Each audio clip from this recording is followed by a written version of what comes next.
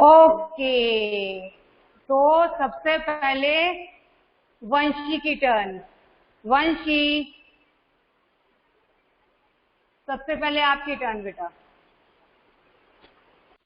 Okay ma'am. Very good very good, ये होती है बात। चलिए स्टार्ट कीजिए क्या बेटा। बोलना है? अपने बचपन की कोई स्टोरी जिसको याद करके या जिसके बारे में सुनकर आज भी आपको हंसी आती है कि मैं ऐसा कभी कर सकती थी। कोई नादानी, कोई शरारत, कोई एक ना, कि तो बहुत सारी नादानी और शरारतें होती हैं। Yes ma'am.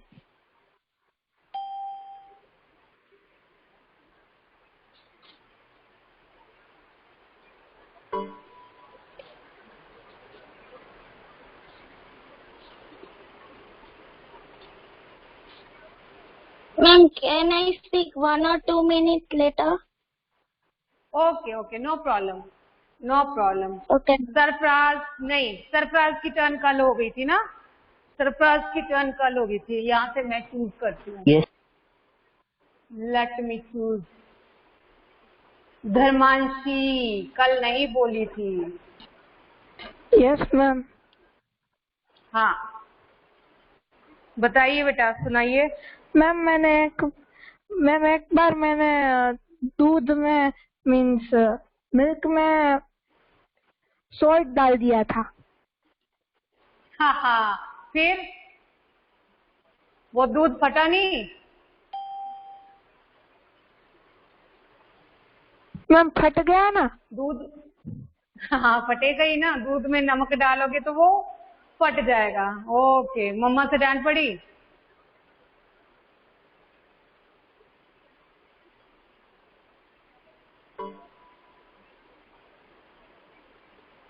Okay Nirav. Yes ma'am. हाँ बेटा मैम एक बार ना मेरे सारे पेरेंट्स एक बार हमारे पुराने घर में थे, तो जब मैं छोटा था तो मैंने जो मेन डोर होता है ना बाहर का, वो मैंने लॉक करके मैं छत के ऊपर चला गया था और सब मेरे पेरेंट्स नीरव नीरव चिल्ला रहे।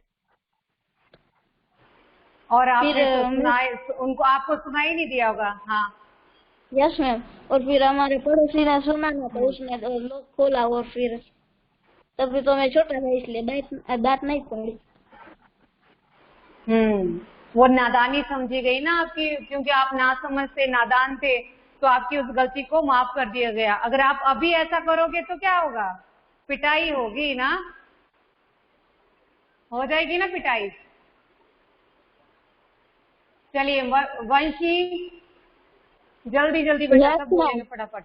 जब मैं छोटी थी ना 3 साल की, तब मैं कैरी से पूरे नहा लेती थी। अभी भी मैम जब मैं फोटो देखती हूँ तो मुझे हंसी आती है अभी भी।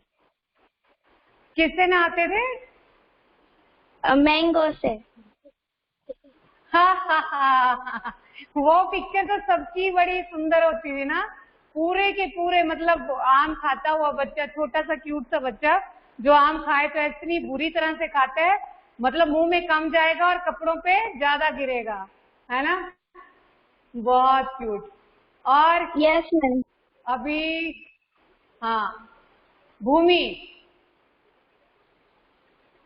Yes ma'am. भूमि हाँ। यस मैम, जब मैं बहुत छोटी थी, मतलब स्कूल भी नहीं जाती थी, तब मैंने एक बार ऐसा सुना था कि पेंसिल कलर के वेस्ट को अगर हम नोटबुक में बंद करके रखें और सुबह खोल के देखें तो उसमें से मोर पंख निकलता है। तो मुझे भी मोर पंख चाहिए था, तो मैंने ये ट्राई किया था और अपने सारे पेंसिल कलर्स को शार्प करके नोटबुक में बंद करके रख दिया था। उसके बाद सुबह देखा तो उसमें से कुछ निकला तो नहीं, पर मुझे पूरे दिन फिर बहुत बुरा लगा क्योंकि मैंने अपने पेंसिल कलर्स को इतना शार्प कर दिया था कि वो बहुत छोटे हो गए। हाँ हाँ लेकिन वो नादानी के बारे में अभी भी सोचते होंगे तो कितनी हंसी आती होगी ना, कि मैंने ऐसा भी किया था कभी। Yes ma'am. ओके, धैर्य, आप सुनाएंगे बेटा? Yes ma'am. हाँ मैम मैं जब छोटा था ना तब कहती थी कि अपने बाल काटता था सर। कैंची हाथ में आई नहीं और बाल काटना शुरू ना, तो बालों के तो सारी Yes, ma'am. शेप ही बिगड़ जाती हो।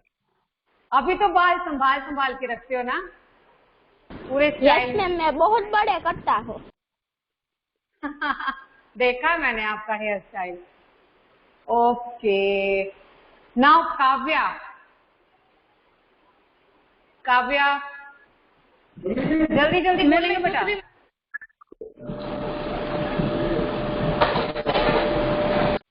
यस बेटा।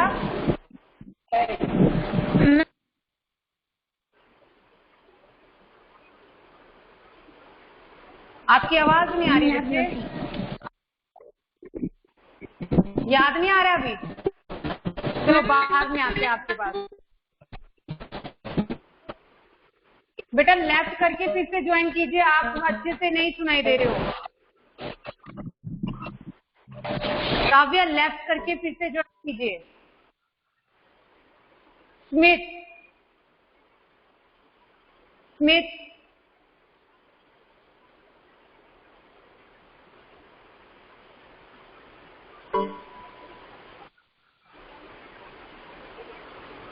Smith, are you there? No? Where he went?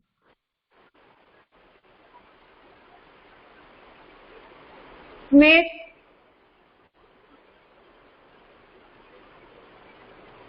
you are there only. Why not answering? Okay, Yashika gone. Yashika के साथ नेटवर्क का इशू है। आज 5 क्लासेस थी ना आपकी, इसलिए नेटवर्क का इशू रहेगा बहुत ज्यादा। Okay, who will tell the next? Nirav हो गया। हाँ, धनराज। धनराज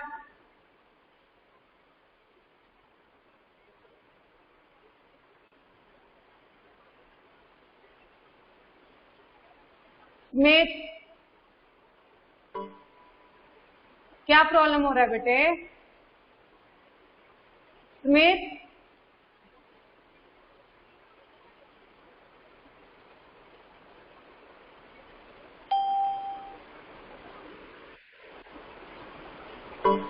चलो तो रहने दो, फिर हम आज पढ़ना ही स्टार्ट कर देते हैं। नहीं आपको बात करनी है तो कोई बात नहीं, कोई प्रॉब्लम नहीं है ना? ये फालतू में टाइम पास कर रहे हैं ना हम लोग। मम्मी नहीं नहीं, मुझे तो ऐसा ही लग रहा है, क्योंकि कुछ लोग इंटरेस्टेड ही नहीं है। जैसे पता नहीं कौन सी चोरी पकड़ी जानी है उन लोगों की। बचपन में तो सभी नादान होते हैं, सभी शरारती होते हैं, उसमें कोई बड़ी बात है ही नहीं है, और उसमें छुपाने जैसा भी कुछ नहीं है। नहीं बताओगे तब भी हमें पता है कि आप शरारती थे। शरारत तो सभी करते हैं, इवन मैं भी शरारती थी, मैंने भी शरारतें की है, बहुत सारी की है। चलो कोई बात नहीं बोलना आपको, मत बोलिए, हम भी आपसे नहीं बोलेंगे। Take out your textbook, page number 32।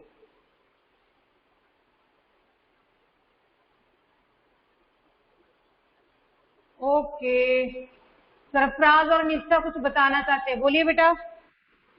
Sarfaraz. Yes ma'am. एक बार क्या हुआ था कि जब मैं 4 साल का था ना, तब मेरे पापा आउट ऑफ इंडिया से आए थे, तब वहाँ पर उनकी जॉब थी। तो जब मैं 4 साल का हूँ ना, तब उन्होंने मुझे पहली बार देखा था। तो मेरे बर्थडे पे उन्होंने क्या किया था, एक बहुत बड़ी पार्टी अरेंज करी थी। तब मैं सिर्फ 4 साल का ही था। तो तभी दोपहर को या रात को जब हम खाना खाने बैठे थे ना, तब मुझे दादा बहुत पसंद थे। तो मैंने एक जो भजिया वो लिया और उनके मुंह के पास लगे, मेरा ध्यान भटक गया ना, तो उनके मुंह से मैं खींचे जा रहा था। एक और बात है, जब तभी ना मुझे याद नहीं है, लेकिन मेरे मम्मी कहते थे कि जब मैं छोटा था ना, तभी पापा आए थे। तो वो पापा मुझे ना एक जगह पर गए थे, हाईवे पर बाइक से। हमारा तब एक ही बाइक था, प्लेजर। तो हम बाइक पे प्लेजर पे गए थे ना बाइक पे। तो हम हाईवे पर एक जगह पर हमने बाइक पार्क की और एक जगह पर हम कोई चाय चाय की या कहीं पर दुकान, जब वहां पर हम गए तो मैंने पापा से चुपके से चाबी खींच ली और ब्लेजर था ना उस पर लगा दी और बाइक स्टार्ट करके सीधा ट्रक पे ही मतलब एक्सीडेंट होने वाला था, तब एक अंकल ने मुझे खींच लिया। हाँ। आप तो बहुत ज्यादा शरारती थे भाई, लगते नहीं हो आप इतने शरारती होंगे कभी। आप इतने शांत, इतने चुपचाप रहने वाले हो। बचपन में किए सारी शरारतें, अभी बंद है ना? अभी तो नहीं करते हो है ना? करते हो क्या? चलो अर्पिता। हाँ मुझे पता, अभी कम करते होंगे। करते तो हैं वैसे, मतलब मजा आता है शरारत करने में, मजा आता है, कोई बड़ी बात नहीं है। अर्पिता बचपन की यस मैम। अर्पिता मैम मैं जब छोटी थी ना, तब है ना मेरे जो बड़े भैया है ना वो राजकोट में रहते थे, तो उधर की मतलब वो मुझे ना हर बार डराते थे। वो मेरे कजिन थे तो मुझे हर बार डराते थे। तो उन्होंने ना मुझे कहा कि ना हमारे सोसाइटी में ना एक चोर आया था, वो सब सारी गर्ल्स के बाल काट कर चला जाता है। तो मैं ना उस दिन इतनी डर गई थी, क्योंकि मेरे बाल बहुत बड़े थे और मुझे बहुत पसंद थे। तो मैं उस दिन इतनी डर गई थी ना, तब मैंने कैप पहनी और पूरा मतलब मेरे बाल को ढक कर सोई थी मैं। छुपा के सो गई। बालों को छुपा लिया कि कहीं मेरे बाल काट कर ना ले जाए। यस बेटा। मेरे मम्मी पहले ना पुराने घर पर रहते थे ना, तब मेरी सिस्टर भी मुझसे थोड़ी बड़ी है, लेकिन तब वो छोटी थी। तो मम्मी भी उसके साथ ऐसे ही मजाक करते थे कि रात को चोर आएगा और तेरे बाल काट के चला जाएगा। सिमरन की बात कर रहे हो ना आप? मैम आई। हाँ बेटा, हाँ कह रहे हो। मैम मैं जब छोटा था ना, तो मैं गन लेता था और मेरी बहन को मारता था। मैं गोली मार दूंगा ना, गोली मारता था बहन को ना। मैम वो भाई है ना, हाँ। वो मेरा मुझे है ना अब तक डराता है, क्योंकि उसको पता है कि मुझे ना मतलब बहुत भूतों से और वैसे मुझे बहुत डर लगता है, अंधेरे से मुझे बहुत डर लगता है। वो मतलब मैं अंदर पढ़ रही हूँ, कुछ भी कर रही होता है वो बंद कर चला अचानक से आके। हाँ यस मैम। और वो तो मुझे, मैं जब छोटी थी ये भाई लोग तो डराने का ही काम करते हैं। ये बड़े भी हो जाएंगे तब कैसे? यस मैम, अभी तक करता है, अभी तक। हाँ ओके, कौन बात की रह गई? कौन बोल रहा है अभी? Ma'am I. निशा। हाँ यस मैम। Hello ma'am. हाँ बेटा मैं सुन रही हूँ, बोलिए ना। हाँ बेटा। Yes ma'am. मैम जब मेरी छोटी बहन है ना, वो बहुत छोटी थी ना, तो हम मेरे मामा के घर पे थे। तो वो मिरर के सामने खड़ी होकर पाउडर लगा रही थी ना, तो नीचे मम्मी का फोन था, तो उस पे भी पाउडर बहुत सारा छट गया। तो रुई ने सोचा कि मम्मी मुझे डांटेगी, फोन पे पाउडर छटा है। तो उसने बाथरूम में जाकर एक टम्बल भरा पानी से और उसमें पूरा फोन डाल दिया। तो फिर मम्मी को मैंने बोला कि मम्मी देखो, रुई ने पूरा फोन भिगा दिया। उसको लगा कि मैं फोन साफ कर देती हूँ और वो वैसे ही साफ हो गया। हाँ फिर उससे फिर मम्मी उसको तो डांट नहीं सकते कि वो छोटी थी, इसलिए फिर कुछ नहीं बोला। Yes yes. हाँ वो तो समझती। धैर्य। Yes ma'am. आपकी आवाज क्लियर नहीं आ रही बेटा, डिस्टर्बेंस आ रही है बहुत। धैर्य, आप क्या कूलर के सामने बैठे हो क्या? बहुत इरिटेटिंग साउंड सी आ रही है पीछे से, बैकग्राउंड से। हेलो। हाँ बेटा बोलो।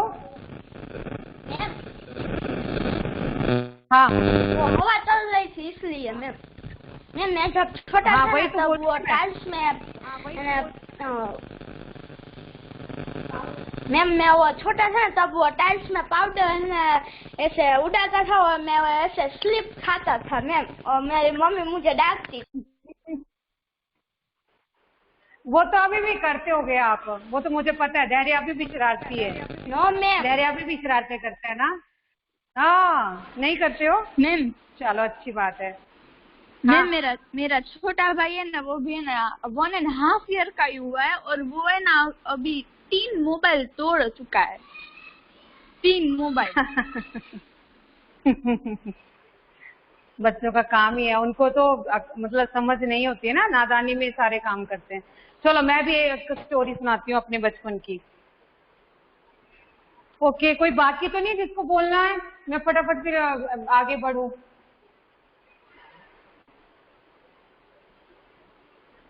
चलो मैं सुनाती हूँ अभी, ठीक है। हाँ, बचपन में मतलब मैं अपने घर में सबसे बड़ी थी ना, मेरे से छोटे 2 बहनें और सबसे छोटा भाई। हम 4 लोग थे, 3 बहनें और 1 भाई। तो मैं अराउंड कोई शायद 3rd क्लास में पढ़ती होंगी। तो उस समय 3rd क्लास का बच्चा कितना मतलब समझ वाला था, ज्यादा समझ नहीं होती है। और मेरे से छोटे भाई बहन उससे भी मतलब छोटे थे, मतलब ये करते हुए। तो हम लोग हमेशा जब भी खेलते थे इकट्ठे मिलजुल कर ही खेलते थे, हमेशा साथ में खेल रहे होते हैं। तो एक बार क्या किया, हम लोगों ने टेरेस पे गए हुए थे, 1st फ्लोर पे। टेरेस के हमारी मतलब 2 फ्लोर्स हैं, तो 1st फ्लोर पे हम लोग खेल रहे थे। तो बालकनी में मेरी वहां पे रोप लगी हुई थी, कपड़ा डालने के, कपड़े सुखाने के लिए रोप लगी हुई थी ना, रस्सी लगी हुई थी है। तो मेरे से छोटी वाली जो सिस्टर थी उसके ऊपर चढ़ गई, दीवार के ऊपर चढ़ गई, और वहां पे चढ़कर वो रस्सी पे झूलने लगी, पकड़ पकड़ के रस्सी को आगे पीछे ऐसे झूल रही थी। तो हम लोग मजा ले रहे थे उसका, और हमें अच्छा लग रहा था कि वो ऐसे झूल रही है, और ऐसे झूमते झूमते उसका मजा ले रहे थे। और हम अपने अपने कामों में लगे हुए थे, कोई कुछ खेल रहा था, कोई कुछ खेल रहा था, अपने अपने इसमें लगे थे, और वो अपने में मगन लगी हुई थी। लेकिन अचानक से क्या हुआ, वो वहां से स्लिप खाकर नीचे गिर गई, एकदम से फिसल गई और नीचे धड़ाम, नीचे जमीन पर, 1st फ्लोर से नीचे। अंदर नहीं गिरी, वो गिरी बाहर की ओर। मतलब वहां पे पक्का नहीं था, वो सारा कच्चा एरिया था। सराउंडिंग में जो जगह थी वो सारी कच्ची थी, वो कच्ची जगह पे गिरी। जैसे वो धड़ाम करके नीचे गिरते, पहले तो मेरी तो हार्ट बीट एक तरह से रुक ही गई कि ये क्या हो गया, पता नहीं क्या हुआ होगा, मतलब कैसी होगी वो। जाके उसे देखे, फटाफट से भगे हम 3 भगे, और नीचे जाके देखा। और मैंने क्या किया, अपनी उस सिस्टर को गोदी में उठाया, चुपके से उठा के उसे अंदर बेड पे लेटा दिया। पहले तो उसका मुंह दबा के ही रखा, मुंह को दबा के रखा ताकि उसके मुंह से कोई आवाज ना निकले, वो चीखे ना। और उसके मुंह को बंद करके हम उसको चुपके से बेड पे सुला देते हैं, और उसको कई तरह की मिन्नतें करते हैं उसकी, कई तरह से उसको बोलते हैं, यार मत रोना, तू रोएगी तो देख मम्मी हमें डांटेगी, पापा हमें मारेंगे, तो ऐसा मत करना, तू रोना मत, तू ऐसा कर, हम तुझे चॉकलेट दे देंगे, हम तुम्हें बिस्किट दे देंगे। तरह तरह की लालच उसे दे दिए, और बार बार उसे चुप कराने की कोशिश कर रहे थे। तो बच्चे होते हैं, नादान होते हैं, उनको तो समझ होती नहीं है। तो वो बेचारी भी, इतना दर्द हो रहा है उसको, फिर भी वो चुपचाप से, ठीक है दीदी मैं नहीं रोऊंगी, क्या बोलते, और वो चुपचाप से वो खाती जा रही, मतलब जो भी चीजें उसको खाने के लिए दी वो खाती जा रही है। तो फिर लेकिन आंखों से आंसू ऐसे झर ही रहे थे, उसकी आंखों से आंसू रुकना बंद ही नहीं हो रहे थे। लेकिन हमें लग रहा था कि वो ऐसे रोएगी चिल्लाएगी तो मम्मी जो किचन में काम कर रहे थे उनको पता चलेगा, और वो पापा को बताएंगी तो हमें डांट पड़ेगी। तो इतने ऊपर से बच्चा गिरा, तो हो सकता है कि मतलब वो कैसे रिएक्ट करें, कैसे रिएक्ट नहीं करें।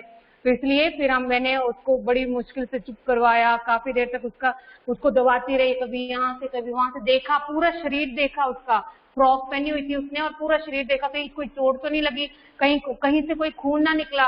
उस समय क्या होता है, बच्चों को क्या समझ होती है कि चोट लगना मीन्स कहीं से खून निकलना ना। तो मैंने सारा चेक कर लिया, मैंने बोला अच्छा हुआ ये बच गई, इसको कहीं से खून नहीं निकला, ये अच्छी है, इसको कोई चोट नहीं लगी। तो मैं निश्चिंत हो गई अपनी तरफ से कि ठीक है, इसको दर्द हो रहा होगा तो ऐसे ही हो रहा होगा, चोट तो हुई लगी नहीं है। तो चुपके से मैंने उसे वहीं पे बेड पे लेटा दिया। ऐसे करते करते वो पूरा दिन उठ नहीं पाई वहां से बेड से, दर्द हो रहा होगा उसे, और उसे भी समझ नहीं आ रहा है कि कहाँ पे कैसे दर्द हो रहा है। अब ऊपर से गिरी है तो ऑब्वियस है कि चोट तो लगनी थी। तो वो हम लोग भी भूल गए उस बात को, अपने अपने इसमें लग गए, कामों में लग गए, पर वो अपने बेड से नहीं उठ पाई। उसके बाद फिर हम लोग स्टडी कर रहे थे, अपनी अपनी पढ़ाई कर रहे थे, क्योंकि पापा के आने का टाइम था। पापा को दिखाना पड़ता था ना कि हम लोग पढ़ाई कर रहे हैं, पढ़ाई करते हैं टाइम पे। जैसे पापा शॉप से आते थे तो हम लोग अपनी अपनी बुक्स लेके उनके सामने तो स्पेशली पढ़ने बैठते थे। पूरे दिन भर में चाहे हमने पढ़ाई की हो या नहीं की हो, लेकिन पापा के सामने तो हम स्पेशली बैठ जाते थे, क्योंकि आते ही पापा हमसे टेबल सुनते थे। उनका डेली का रूटीन था कि वो आते ही शॉप से हमसे टेबल सुनना शुरू कर देते। चलो भाई इसका टेबल सुनाओ, उसका टेबल सुनाओ, वो हमसे टेबल सुना करते। तो हम फटाफट रट्टा मार रहे थे, वहां पे बैठे हुए थे। उतने में पापा आए तो उन्होंने देखा हम सब पढ़ रहे हैं, लेकिन वो मतलब मेरी बहन जो थी वो बेड पे लेटी हुई थी।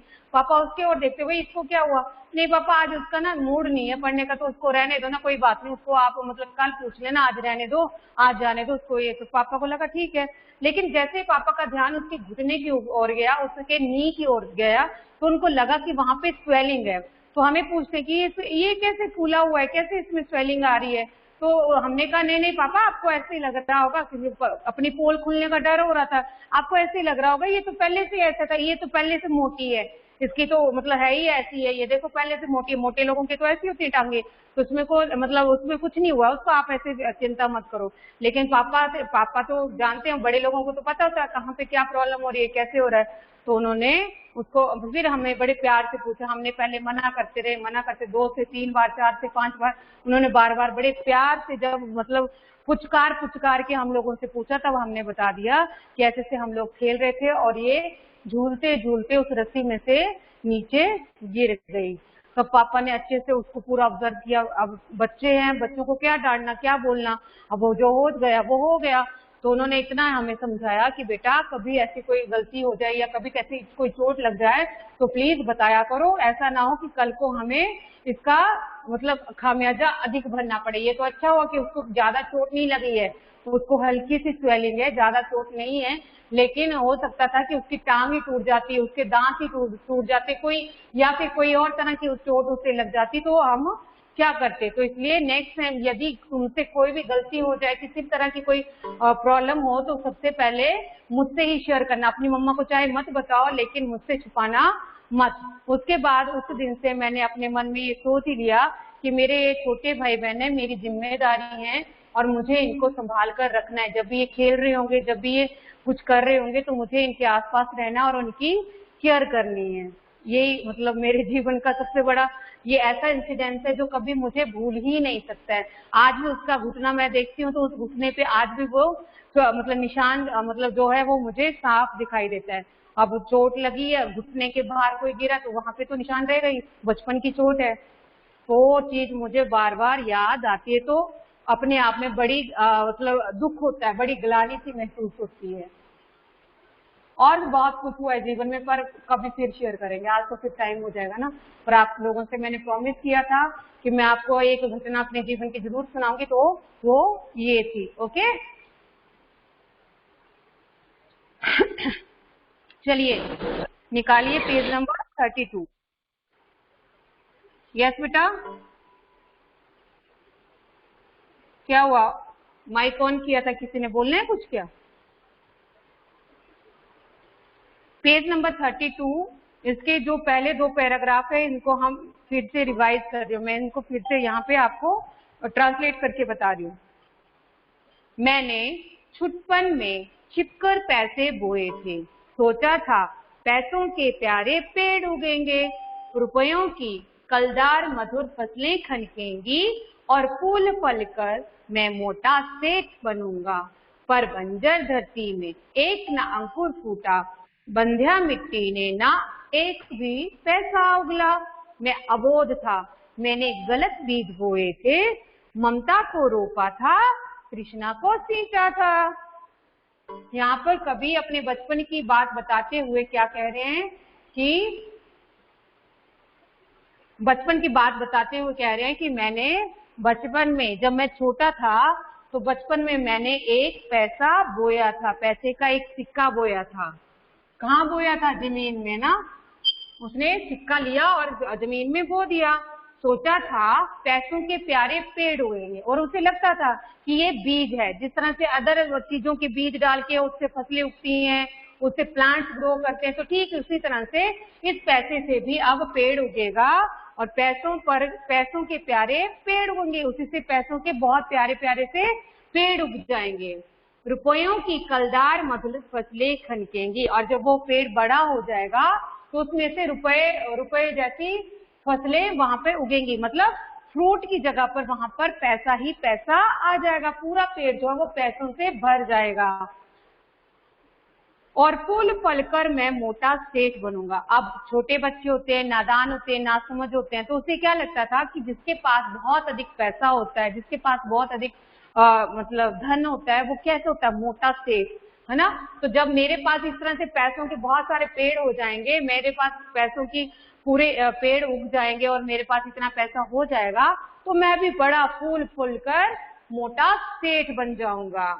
पर बंजर धरती में एक न अंकुर फूटा, लेकिन उसकी इच्छा के विपरीत, उसकी आशा के विपरीत क्या हुआ, उस धरती में से, उस पैसे में से एक भी अंकुर नहीं फूटा। अंकुर यानी स्प्रोट, अंकुर होता है स्प्रोट, उसमें से कोई अंकुर नहीं फूटा।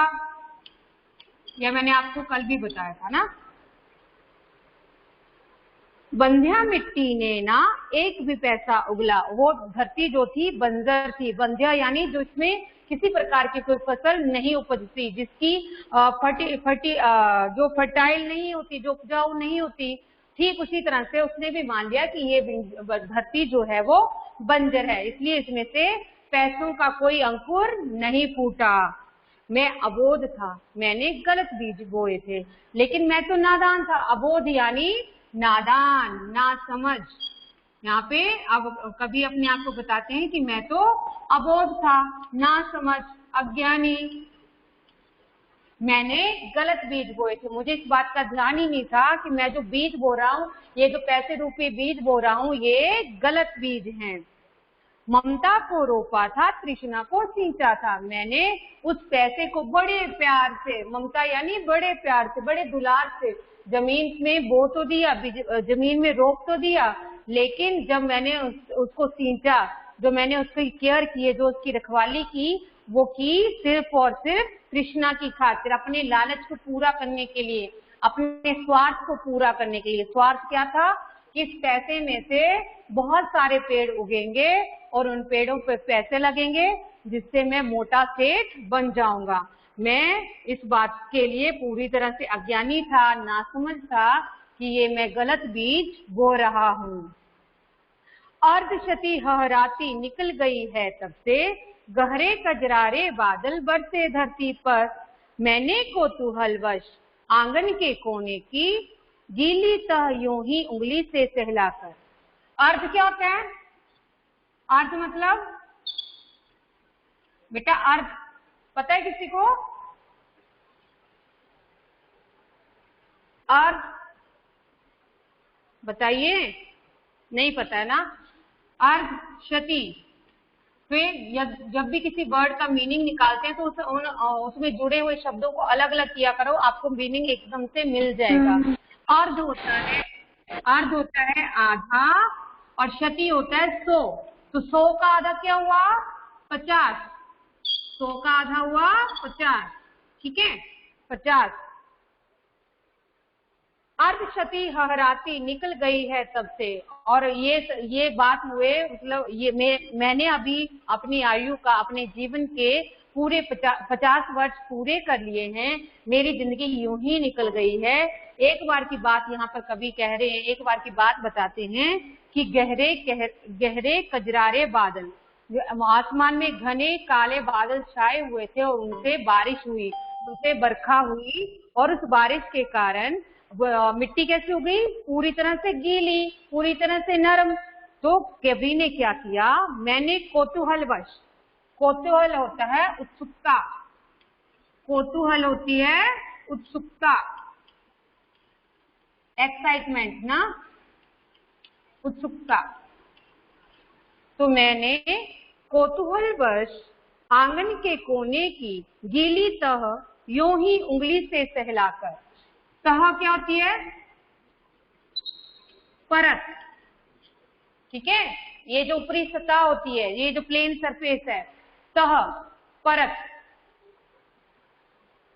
मैंने कौतूहलवश आंगन के कोने की, जब गीली मिट्टी होगी, सारी धरती गीली होगी, तो कवि ने कौतूहलवश, उत्सुकतावश क्या किया? जरा सा उस जमीन को कुरेदा, जरा सा उस जमीन को उंगली से ही सहला कर बड़े प्यार से कुरेदा, और उसके अंदर बीज सेम के दबा दिए मिट्टी के नीचे, और उसी मिट्टी के नीचे जहां से उसने वो थोड़ी सी मिट्टी निकाली थी, उसी मिट्टी के नीचे उसने सेम के बीज बो दिए। ये सेम जानते हैं आप, सेम किसको बोला जाता है? सेम मीन्स, सेम पता है क्या होती है? Yes, beans.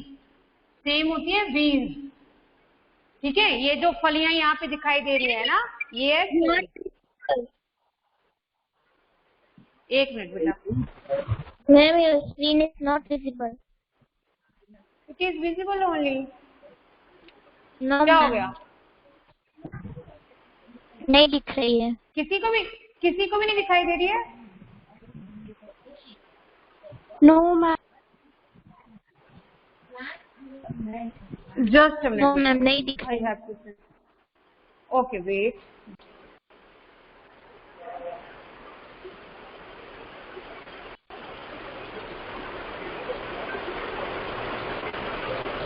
Yes ma'am, now it is visible.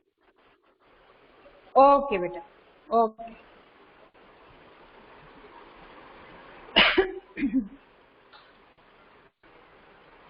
Same यानी बीन्स, ये जो फलियां हैं, ये जो लगी हुई हैं, ये आपको पता ही होगा, सब्जी खाते हैं आप लोग ना, बीन्स को कहा जाता है सेम।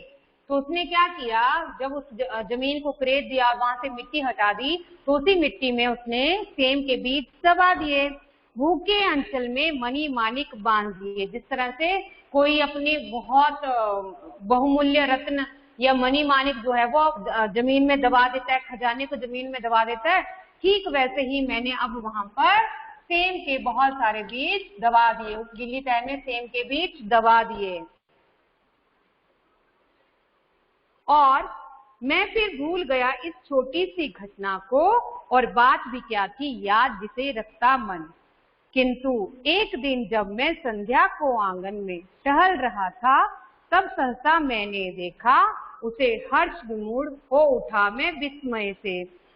और जब सेम के बीज उसने धरती में बो दिए, उसके बाद उस चीज को, उस बात को, उस घटना को कभी जो है वो पूरी तरह से भूल गया। उसे याद भी नहीं रहा कि मैंने इस तरह से सेम के बीज वहां पे बोए हुए हैं। वो उस बात को पूरी तरह से भूल गया। तो फिर क्या देखता है, और उसके लिए ये बात जो थी बिल्कुल नॉर्मल थी, बिल्कुल साधारण सी बात थी। इसको याद रखने का तो कोई मतलब ही नहीं बनता था, ऐसा कुछ खास ही नहीं था कि वो अपनी उस बात को याद रखता। किंतु एक दिन जब मैं संध्या को आंगन में, लेकिन एक दिन की बात है, कभी यहाँ पे बता रहे हैं कि एक दिन मैं अपने आंगन में संध्या के समय, शाम के समय टहल रहा था, ऐसे ही घूम रहा था, तो अचानक उसने क्या देखा, हर्ष विमूढ़ हो उठा मैं विस्मय से। हर्ष विमूढ़, हर्ष यानी खुशी, विमूढ़ यानी एक तरह से मूर्त बन जाना, ठीक है, जिसमें किसी प्रकार का कोई हलचल नहीं होती, किसी प्रकार की कोई डील डोल नहीं होती, मूर्त, स्टैचू। विस्मय, विस्मय यानी आश्चर्य से, विस्मय यानी आश्चर्य से, हैरानी से, ठीक है, आश्चर्य या हैरानी। तो जैसे वो आंगन में टहल रहा था, उसी शाम उसने अचानक से क्या देखा, जो देखा वो, उसको देखकर वो पूरी खुशी से मूर्त बनकर आश्चर्यचकित हो उठा, हैरान हो गया, उसे बड़ी हैरानी हुई। क्या देखता है, देखा आंगन के एक कोने में कई नवागत छोटे छोटे छाता ताने खड़े हुए हैं। छाता कहूं कि विजय पताकाएं जीवन की, या हथेलियां खोले थे वे नन्ही प्यारी। तो जो भी हो, बेटा माइक ऑन मत कीजिए ना प्लीज, माइक ऑन मत कीजिए।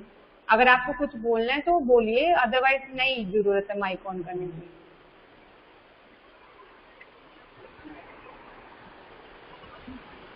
ओके, देखा आंगन के कोने में कई नवागत छोटे छोटे छाता ताने खड़े हुए हैं। और वो क्या देखता है, कभी वहां पर आश्चर्य से हर्ष विमूढ़ होकर क्या देखता है कि उसके आंगन में छोटे छोटे नवागत, नवागत मतलब नए आए हुए, नवागत नए आए हुए, आगत मतलब आना, और नव मीन्स नया, नए आए हुए मेहमान जो कि छोटे छोटे हैं और छाता तान कर खड़े हुए हैं।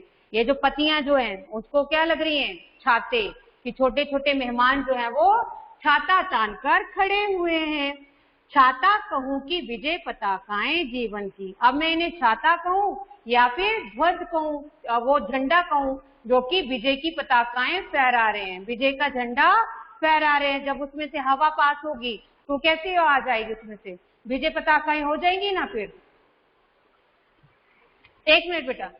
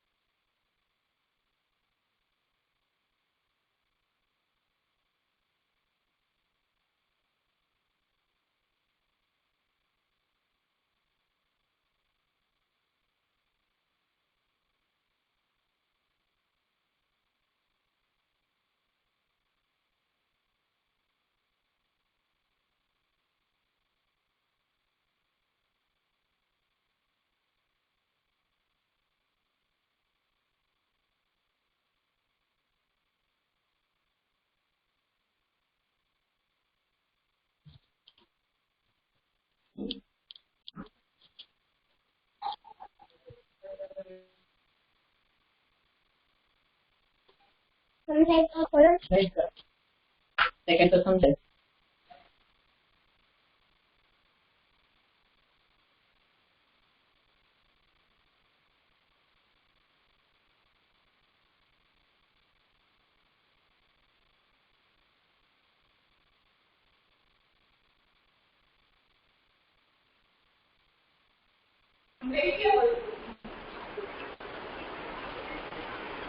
ओके बेटा, सॉरी फॉर इंटरवल ना। स्क्रीन नहीं दिखाई दे रही है निष्ठा, अभी भी नहीं है विजिबल क्या? मैम दिख रही है। यस मैम, अभी भी नहीं। मैम मुझे तो दिख रही है। सरफराज आपको दिख रही है ना? यस। वही तो बात है ना, मतलब बेटा आप लोगों के नेटवर्क में इशू होगा ना बच्चे। मेरे यहाँ से भी मुझे दिख रही है और किसको नहीं दिख रही है? मैम आप बोर्ड के मैम सामने नहीं दिख रही, मेरे यहाँ पे भी फुल नेटवर्क है मैम। हमारे यहाँ पे फुल नेटवर्क है। मैम मुझे दिख रही है फोन के पास। एक मिनट बेटा, एक मिनट, मैं फिर से स्क्रीन ये करती हूँ, देख लीजिए। एक मिनट बेटा, एक मिनट। हाँ, फिर से चेक कीजिए क्यों हो रहा है ऐसा। अब दिख रही है? Yes ma'am. No ma'am. Yes ma'am. No ma'am. Yes ma'am. बेटा आपके नेटवर्क में इशू होगा ना बच्चे फिर। मैम निष्ठा, काव्या, आप ना मीटिंग लॉग नहीं है बच्चे, मीटिंग इज नॉट लॉग्ड। आप लेफ्ट, यस यस, लेफ्ट करके ज्वाइन कीजिए, आपके नेटवर्क में इशू है बच्चे। अब इतने सारे लोग बोल रहे दिख रही है, दैट मीन्स यहाँ से ट्रबल नहीं हुआ ना बच्चा। आप लेफ्ट करके फिर से ज्वाइन कीजिए। अरे आपकी आवाज ही क्लियर नहीं आ रही है, आपका नेटवर्क का ही इशू है काव्या। आपकी आवाज मेरे तक ही क्लियर नहीं आ रही, दैट मीन्स आपके नेटवर्क में इशू है। लेफ्ट करके फिर से ज्वाइन कीजिए।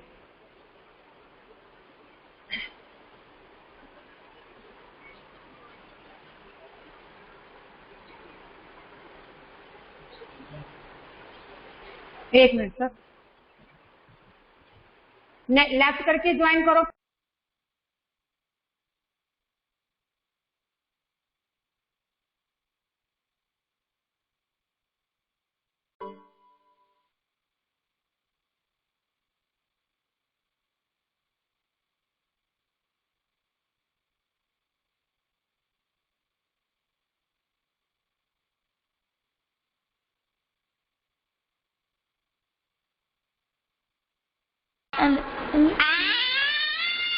રેડું નહીં પેલા કર પેલા કર એટલે ભાઈ કુબર કરો